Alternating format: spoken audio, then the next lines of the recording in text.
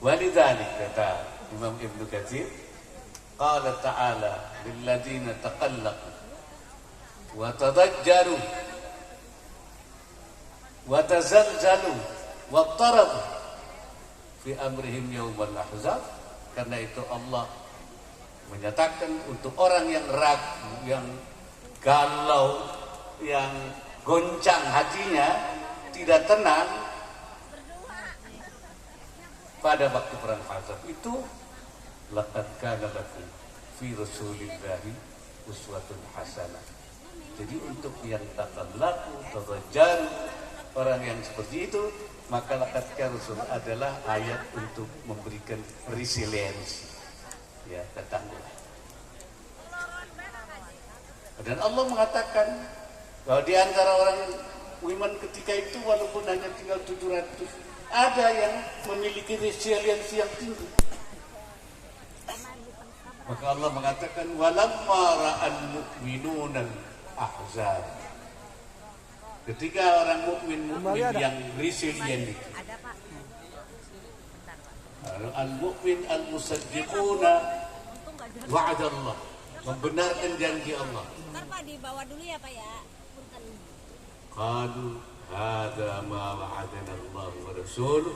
Ini yang dijanjikan oleh Allah. Minal imtihan wal ikhtibar, ujian dan tantangan yang dihadapi ini, ya. Wa sadaqallahu wa rasuluh, Allah benar, nanti akan membawa kebaikan. Wa ma zadahum illa imanan wa taslima, dan tidak memberikan kenamaan kecuali tambah imannya dan tambah penyerahan dirinya. Ini namanya muslimuna risiliyun, yang punya sikap ketangguhan. Barangkali saatnya kita kembali, namanya itu membangun konektivitas di antara ulama, disambung lagi hubungannya, ittisalatnya, dibangun lagi resiliennya. Dan yang ketiga, boleh setuju boleh tidak dengan saya, ya, bahwa sekarang harus lagi dibangun kesadaran politik kiai.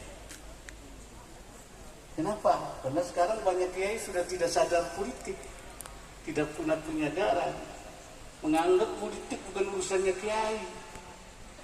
Politik itu bukan urusan kiai, cuman ngaji, berdakwah, ya kan, berdoa, jumpa jampe, sembur. Urusan politik bukan urusannya kiai. Padahal semua persoalan penting diputuskan melalui keputusan politik. Kebijakan, aturan, undang-undang, bahkan calon presiden, wakil presiden, keputusan politik. Rakyat cuma suruh milih, calonnya diputuskan dalam keputusan politik. Ini, si ini jadi calon presiden, si ini jadi wakil presiden, rakyat milih. Jadi bukan yang mencalonkan, bukan rakyat, bukan, keputusan politik. Gubernur, wakil gubernur, wali kota, wakil wali kota, itu semua keputusan politik. Jadi kalau keputusan politik kiai-kiai tidak ikut, maka keputusan politik tidak ada lagi manhajnya kiai di situ. Tidak ada manhajin ala manhajin kiai, tapi ala manhajin ghairi kiai. Tidak ada lagi. Nah, inilah akibat daripada itu, kemudian melemahlah, saya bilang, gerakan politik kiai akhir-akhir ini. Kalau saya katakan dha'fat al-harakah al-siyasiyah al-kiyaiyah fi alam siyasi al-Indonesi, bal kadat tamutu fi hadhil ayyamil akhirah. Telah melemah gerakan politik kiai di dalam tatanan perpolitikan, dunia perpolitikan Indonesia, bahkan akhir-akhir ini sudah hampir mati, atau mungkin balqad mati, atau mungkin sudah mati. Karena apa? Karena para kiai sudah tidak punya lagi kesadaran politik. sudah tidak lagi menganggap itu bukan urusannya kiai. Jadi artinya menjadi urusan orang lain. Di sini yang saya katakan, maka sentralitas kiai satu-satu karena kurang silaturahimnya, kurang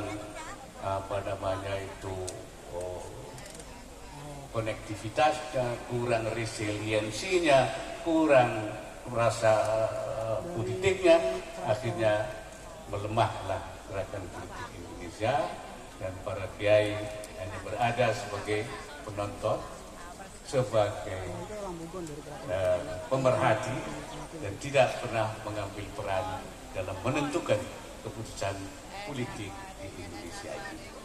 Saya kira buat saya hal malam ini menginspirasi saya, mengingatkan saya kepada masa-masa lalu ketika kami berkumpul dengan beliau, dengan Kiai Abdullah Abbas.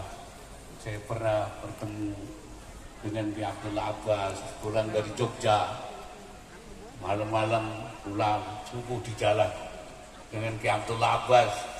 Dari Jogja saya pulang bareng naik mobil.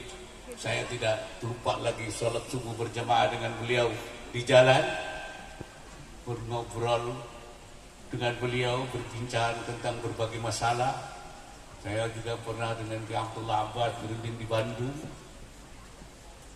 Suasana masa lalu itu. Dengan Kiai Fuad bareng, saya dengan Gus Dur bareng ceramah di Lampung, di berbagai daerah. Kiai Fuad itu kan unik, selalu naik mobil, mobilnya Mercy. Dia nggak pernah naik pesawat terbang.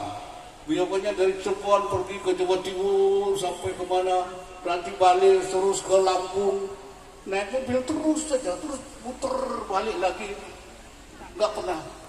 Mungkin kalau mobilnya itu bisa ngomong kali dia teriak terus itu, karena terus dinaikin Kiai Fuad kemana-mana untuk ceramah silaturahim. Kita ketemu di Lampung, ketemu di Jawa Timur, ketemu, luar biasa suasana. Saya melihat suasana seperti itu membuatlah Nahdlatul Ulama menjadi kuat karena kuatnya silaturahim antar para kiainya pada masa itu. Saya harapkan sekarang dibangun lagi konektivitas.